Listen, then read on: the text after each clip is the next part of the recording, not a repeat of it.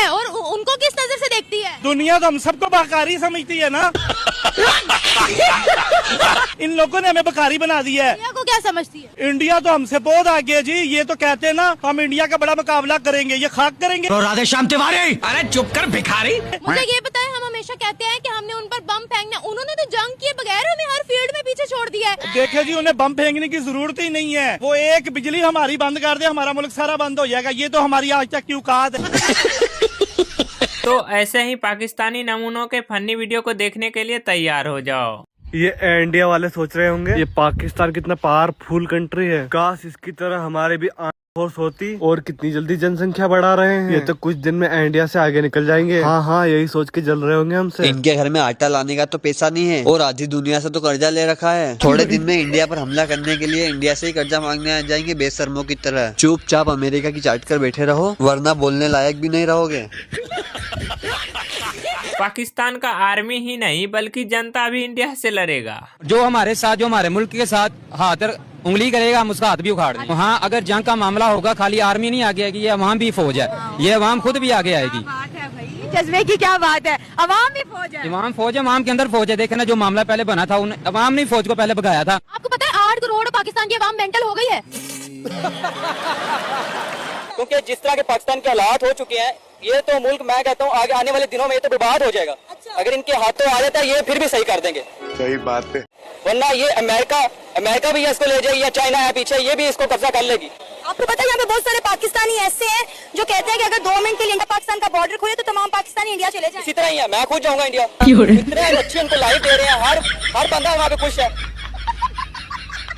ये पाकिस्तानी बोल रहा है कि पाकिस्तान को कोई टच भी नहीं कर सकता। पाकिस्तान को कोई बंदा भी टच नहीं कर सकता। इंडिया की जरूरत नहीं है कि वो हमें टच करे, इतनी की भी उसकी जरूरत नहीं है। अगर वो इंडिया आएगा तो हमारे जो मुजाहिदीन है ऐसे आंखें निकालेंगे उसको, तो वो भाग। हमने जंग करनी क्यों है? इंडिया या अफगानिस्तान या ईरान, हमने क्यों जंग करनी है? हमें तो अमन का पैगाम देना है कि हम तो सबके साथ अच्छे से चलेंगे। जंगे पहले भी 4 की है, मईशत का नुकसान होता है, मईशत बर्बाद हो जाती है, जानी नुकसान होता है, माली। अगर आज भी हम जंगों वाली ज़हनियत से चलेंगे तो कैसे मुल्क आगे बढ़ेगा? वो लोग पाकिस्तान से नहीं जंग कर सकते, इस चीज की गारंटी है। डॉक्टर कदीर साहब इस चीज की गारंटी देके गए हैं कि पाकिस्तान से कोई भी नहीं जंग करेगा। अच्छा। किसी की जरूरत नहीं है। हजरत अली मौला मुश्किल शायद इस हमारे जो, अगर हम किसी से जंग नहीं करेंगे, कोई हमसे नहीं करेगा, ये बात भी है। नहीं, उनकी जरूरत ही नहीं है पाकिस्तान से जो जंग। क्यों जंग करेंगे हमसे? पाकिस्तान की इतनी दिलेर आर्मी है माशाअल्लाह। अरे चुप कर भिखारी। आज नेबर कंट्री को कहाँ पे देख रही है, उनकी एक्सपोर्ट जो है वो $750 बिलियन प्लस एक्सपोर्ट। हम तो उनसे अगर जंग हो जाए तो हम खत्म है इंडिया से। इंडिया से हम, तुम्हारे पास कुछ भी नहीं है। कंगले हो गए, मुल्क है वो इतना बड़ा, हम कंगले हो गए। एक बम गिराएंगे ना तो उसके बाद हम सारे यहाँ पे खुद ही मर जाएंगे, दूसरे बम गिराने के पैसे ही नहीं होंगे। यकीन कि हम गुलाम हैं अभी तक गुलाम है। वो जो अभी से निजात पानी, वो हमें कॉन्सेप्ट ही नहीं था कि हम किस बेस पे गुलाम है। पाकिस्तान का इंडिया से जंग हुआ तो सबसे पहले ये भाई आगे होंगे। तो ये बताएं, एज अ पाकिस्तानी, क्या आप चाहते हैं इंडिया पाकिस्तान के दरमियान ताल्लुकात बेहतर होने? मैं नहीं चाहता, मैं बिल्कुल नहीं चाहता। इंडिया जितनी देर तक कश्मीर को आजाद नहीं करेगा, जितनी देर तक कश्मीर को नहीं छोड़ेंगे, उतनी देर तक मेरा तो जो है ना मौकफ यही है कि इंडिया के साथ ताल्लुकात बनाने भी नहीं चाहिए। अगर जंग का हालात हुए, जंग का ऐलान हुआ, मैं कसम उठा के कहता हूँ सबसे पहले मैं आगे हूँगा। अगर जंग का ऐलान हो जाए, मैं अभी बॉर्डर के पास हूँ, लाहौर बॉर्डर के पास ही हूँ, हम बॉर्डर क्रॉस कर देंगे इंशाल्लाह। 200 रुपए दे और 50 रुपए कट ओवर एक्टिंग के वजह। मैं हिंदुस्तान की गवर्नमेंट को मैं ललकारता हूँ, मैं नवीद अहमद देवबंदी उसको ललकारता हूँ। जब मैं तो आ जाओ बॉर्डर पे, मैं बातें नहीं करूँ, बातों से मुसलमान नहीं डरते हैं। हमारे पास क्या ताकत है, हमारे पास क्या पावर है, हमारे पास ला इलाहा इल्लल्लाह मोहम्मद रसूलुल्लाह है, उनके पास क्या है? और वो उठेंगे, हमसे लड़ेंगे। अगर जंग छिड़ाने इंशाअल्लाह अजीज तो वहाँ के मुसलमान भी पाकिस्तान का साथ देंगे। अच्छा, क्योंकि वो उस फिरौन से फंस गया है। नहीं, इंडिया के अंदर आप कह रहे हैं कि मुसलमान पाकिस्तान के लिए लड़ेंगे। इंडियन मुसलमान आपको क्या लगता है पाकिस्तान के लिए लड़ेंगे? भाई बेजार है ना उनसे। लेकिन इंडिया के अंदर अभी जो इंडिया पाकिस्तान की जंग हुई, पहले तो आपने कहा कि इंडिया कुछ कर नहीं सकता। इंडिया ने अभी जंग नहीं की थी, पाकिस्तान के ऊपर हमला किया था इंडिया ने। मैं पागल हूँ। ऑपरेशन सिंदूर के टाइम पाकिस्तानियों का पानी के लिए ये हालत था। मोदी जी ने कहा है कि पानी हम लोग देंगे। उन्होंने कहा हम जंग नहीं चाहते, हम पाकिस्तानी अवाम के साथ लड़ना नहीं चाहते, कुछ भी नहीं चाहते। मोदी जी ने ये बात कही है, लेकिन वो कहते हैं कि हमारे मुल्क में आके लोगों को मारते हैं, दहशतगर्दी होती है, तो फिर हम लोग पानी और खून एक साथ नहीं बहने देंगे। इस हवाले से क्या कहेंगे? मोदी जी से कोई अपील करना चाहेंगे? बिल्कुल, उनको सोचना चाहिए। पानी इंसान की मेन जरूरत है, उसमें अवाम का क्या कसूर है? यहाँ अवाम बहुत परेशान है, तो क्या नाचो में? अगर वो इंसानियत के नाते भी पानी छोड़े तो हम उनके मशहूर है। कोई मोदी जी से कोई अपील करेंगे कि पानी के हवाले से, पानी जो नहीं आ रहा है? आप भी हमारी मदद अगर कर दे तो अच्छी बात है। अभी आप हमारी मदद करें तो सही रहेगा। हम बहुत परेशान हैं।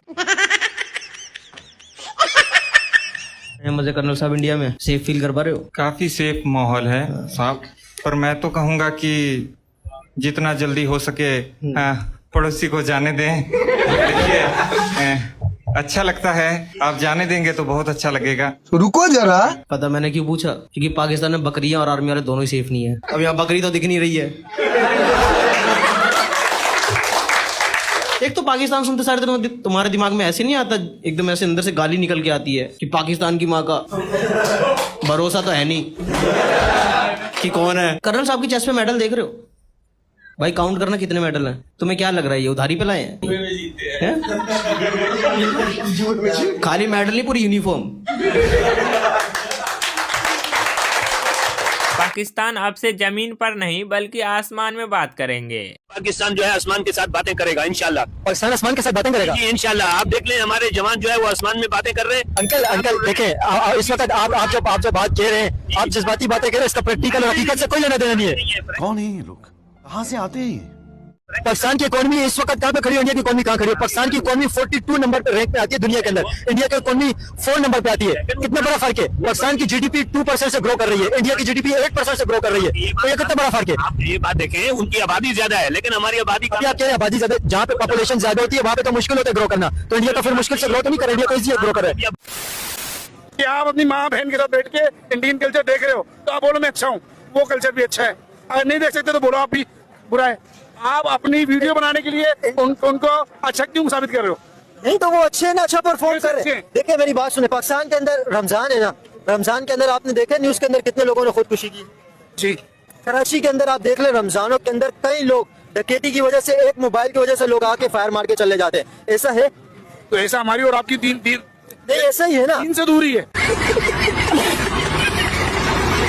सभी देश के पीएम कुत्ते पाल रखे हैं, लेकिन अमेरिका के पीएम अलग ही कुत्ते पाले हैं। आपको पता है इन सभी ने अपने अपने पेट्स पाल रखे हैं। जैसे इजराइल के प्रेसिडेंट ने मल्टीपल वैरायटी के डॉग्स पाल रखे हैं। अच्छा। फ्रांस के प्रेसिडेंट ने कलुआ कुत्ता पाल रखा है। रशियन प्रेसिडेंट पुतिन ने पपी पाल रखा है। ठीक है। और हमारे मोदी जी ने तो डॉग, काऊ, टाइगर, इवन मोर पाल रखे हैं। वैसे ट्रम्प भी पीछे नहीं है। मगर क्यों? इसने भी 2 पाकिस्तानी कुत्ते पाल रखे हैं। देखो कैसे वफादारी से पूछ हिला रहा है। इंडियंस 8 महीने बाद पोस्टिंग कर रहे हैं कि जो क्लेम पाकिस्तान ने किया था कि हमने इंडिया के राफेल गिराए हैं। ये देखो, ये क्या पोस्टें हैं भाई हैं? 8 महीने हो गए, तुमने अच्छे से पेंट किया, मुरम्मत की, और अब पोस्टिंग कर रहे हो। जब पाकिस्तान क्लेम कर रहा था, जब ट्रंप क्लेम कर रहा था, तुम्हारी क्षेत्रोल कर रहा था सुबह दोपहर शाम, तब तुमने ये जहाज क्यों छुपा के रखे? पेंटिंग में और पेंट में 8 महीने लगे तुम्हें, क्या बात है? भाईजान ये तुम्हारे अब्बू का पायजामा नहीं है जो डेंटिंग पेंटिंग हो जाए। सही बात है। ये फाइटर जेट है, और अगर डेंटिंग पेंटिंग हो भी जाए तो सीरियल नंबर ये नहीं रहता है। तो हर एक जेट के अंदर जो सीरियल नंबर लगे हुए होते हैं उसी के हिसाब से उसके अंदर पुर्जे लगे हुए होते हैं। तो अगर डेंटिंग पेंटिंग कर भी दी जाए तो ये पता नहीं लग पाएगा कि कौन सा भाईजान पुराने वाले का है और कौन सा नए वाले का। लेकिन भाईजान डेंटिंग पेंटिंग तो तब होगी जब आप लैंडफोर्स LOC के इधर यानी भारत के अंदर राफेल गिराए। लेकिन आप लोगों ने तो ये क्लेम किया था कि इंडिया के राफेल हमारी सीमा के अंदर घुसने की कोशिश कर रहे थे, इसलिए हम फोर्स ने उनको गिरा दिया। जब राफेल आपकी सीमा के अंदर गिरे आपके सोशल मीडिया वाले प्रूफ के अकॉर्डिंग, तो फिर डेंटिंग पेंटिंग हम कैसे करेंगे? बात तो सही है। और रही बात 6 महीने और 8 महीने बाद रिवील करने की, तो टूचियो क्लेम तो तुम लोगों ने शिवांगी सिंह का भी किया था। ऐसे ही आजाद उठा के ऐसे कैसे चलेगा भाईजान? इंडिया के चक्कर में पोर्की और कंगलू एक दिन दोनों ही जाएंगे। पाकिस्तानियों, पोर्कियों, इन इंडियंस के चक्कर में मत आ जाना। ये इंडियंस तुम लोगों पे प्रेशर बना रहे हैं, कह रहे हैं कि पोर्की अगर भारत से वर्ल्ड कप में नहीं खेलेंगे तो $35 मिलियन का लॉस हो जाएगा। देखो, मैंने पहली वीडियो में तुमको बताया था कि तुम्हारी वजह से मैंने झगड़े मोल ले लिए हैं, तुम्हारे जज्बे के सहारे खेल गया हूं मैं। इस बार खेलना नहीं है इन इंडियंस के साथ 15 फरवरी को। और रही बात $35 मिलियन की, तो तुमको कौन सा कमाने होते हैं? अरे तुमको तो फिर भी वर्ल्ड बैंक से, IMF से लोन ही लेना होता है, भीख मांगनी होती है। क्यों नकली साहब, मेरी थूथू तो नहीं करा दोगे? पहले आप इधर आओ यार। देखो, $35 मिलियन पर ध्यान मत दो, ये सिर्फ एक मृग मरीचिका है। देश की इज्जत सबसे ज्यादा होती है, और ये जो तुमने उड़ता हुआ तीर इन कंगलुओं की वजह से लिया है ना, इसे अब अंदर ही घुसा रहने दो, निकालने की कोशिश मत करना। चौड़ा भाग अंदर घुसा हुआ है ना, निकालोगे तो बहुत दर्द होगा। इसलिए अपने जज्बे को खत्म मत होने देना और मेरी थू मत करा देना बस। हाँ तो गाइज वीडियो पसंद आई हो तो वीडियो को लाइक करके चैनल को सब्सक्राइब जरूर करिएगा और नेक्स्ट पार्ट के लिए कमेंट बॉक्स में नेक्स्ट पार्ट जरूर लिखिएगा।